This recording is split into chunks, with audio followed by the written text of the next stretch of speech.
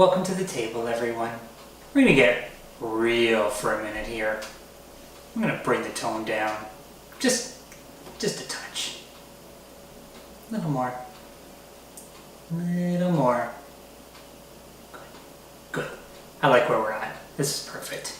So now I get to tell you about this game.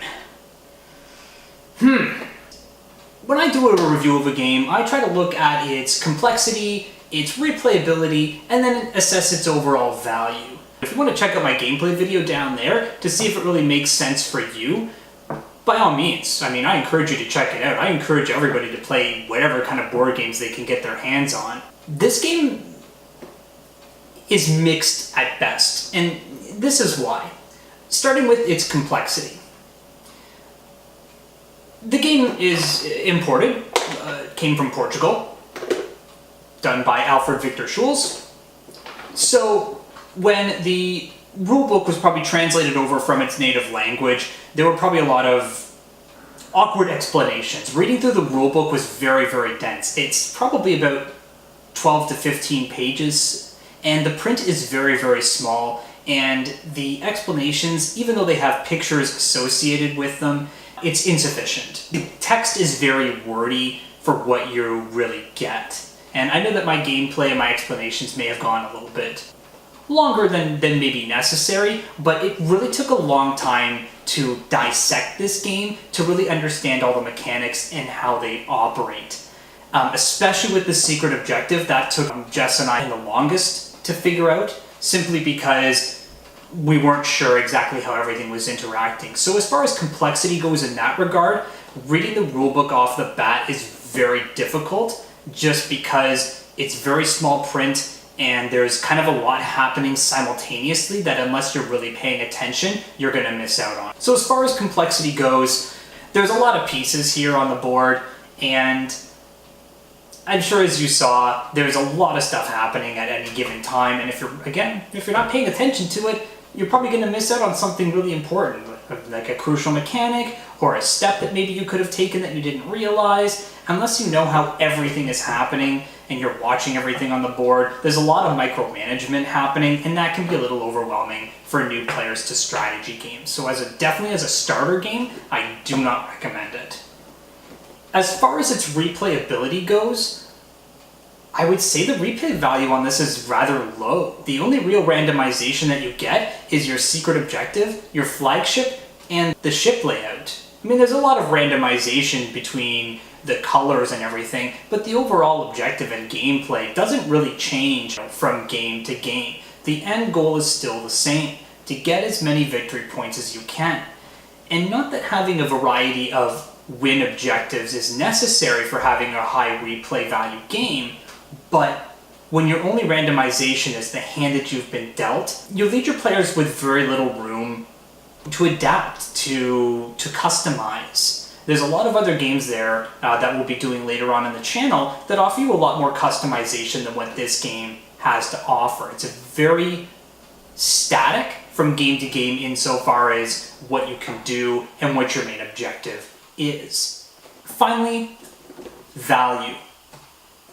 Now, I only really looked at Amazon.ca for this because, I live in Canada, so I'm not going to look at US pricing. That doesn't do me any good.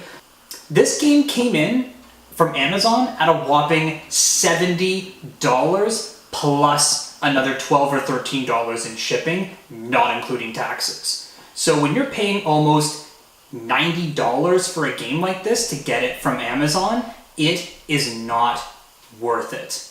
If you think that you can find it from a local game shop vendor or from someone selling it secondhand, by all means, pick this up. The only reason I can really see it being this much is just the components, the ship cards, the little game cubes, and the fact that there's so many bendable, breakable pieces or pieces that can go missing. That's probably really the only reason why they're charging as much as they do. Had I not received this as a gift from my sister Caitlin, who participates in something not too dissimilar from the Board Game Bento Box. I will also link that video down into the description as well, so please feel free to check that out at your leisure. But had I not received this as a gift from her, this is a game that probably would have passed me by, initially anyway. The gameplay's pretty low. It's very hard to be very enthusiastic about the gameplay, even with new players. It's hard to really infuse them with that kind of joy of this game. And in the gameplay and tutorial, it's very easy to devise a very, very simple strategy. Send ships out on expedition as fast and as often as you can, prevent other players from getting and capitalizing on the colors of ships that they have, and that's it. You win. Now I understand that that's kind of how the Age of Exploration went about historically, right? The stronger, more wealthy, more powerful the nation, the more that they could invest in sending explorers out on expeditions to build up the glory and wealth of their nation. But here's the kicker. If you're cornering every single expedition, nobody's going to want to replay this game because they're going to see people doing dick moves like using the wrong color on an expedition just so other players couldn't play on it.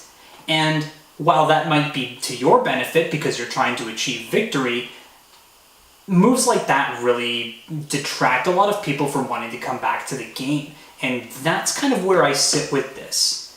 It's a mixed game at best.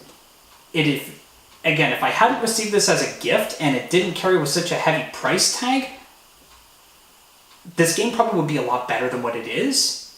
I encourage you to play it, of course. I encourage you to play every board game you can. But as a starter game, this is not it. It's far too complex for your average game player who's not an avid enthusiast like myself and my wife are. Its replayability is very, very low because of the simplistic strategy and the potential screwing over of other players by abusing the color mechanic. And its cost is way too high for what you're getting in the box. So that, ladies and gentlemen, was my review of Age of Discovery by Alfred Victor Schulz, published by Phalanx Games, Mayfair Games, and Devir. If you'd like to see more videos like this, please make sure to hit that subscribe button. If you'd like, you can follow me on Twitter and Facebook. I'll link those down there in the description as well. And if you'd like to see more videos like this, be sure to hit that thumbs up button. Let me know that you liked it. Leave a message for me in the comments. I'll be sure to respond to them, of course. And hit that bell icon to make sure that whenever I do post, you get notified of that. Happy gaming, everyone. Thanks for joining me at the table today, and I'll see you all next time.